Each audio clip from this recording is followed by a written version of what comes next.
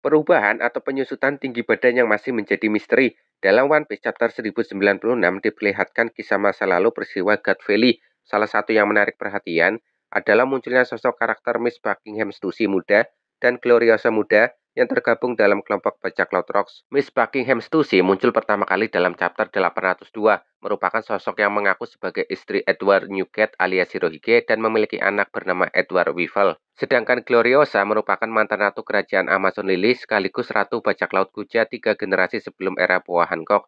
Gloriosa muncul pertama kali dalam chapter 514 dalam kisah Luffy di Pulau Amazon Lily. Menarik untuk dibahas, lihatlah bagaimana fisik Miss Buckingham Stussy dan Gloriosa saat masih muda.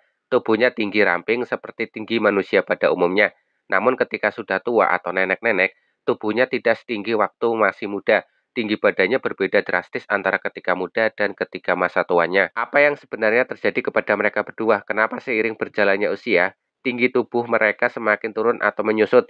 Aku belum menemukan data tinggi badan Miss Buckingham dan Gloriosa saat masih muda dan ketika tua, sehingga tidak ada data valid berapa perbedaan atau penyusutan tinggi badannya. Sampai chapter 1097 belum ada penjelasan resmi kenapa tinggi badan Miss Buckingham dan Gloriosa berbeda jauh ketika masa muda dan masa tuanya.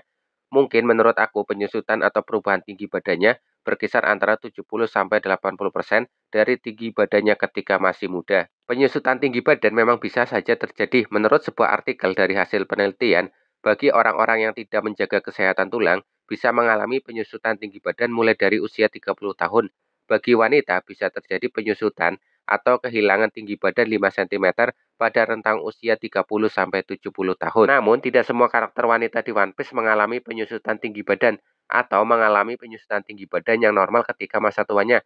Contohnya Dr. Kureha, Charlotte Lilin atau Big Mom, dan Wakil Admiral Zuru. Di semesta One Piece memang ada beberapa karakter yang memiliki perbedaan tinggi badan ketika masa muda dengan masa tuanya. Masih ingat dengan kakek Hyogoro di Wano Kuni?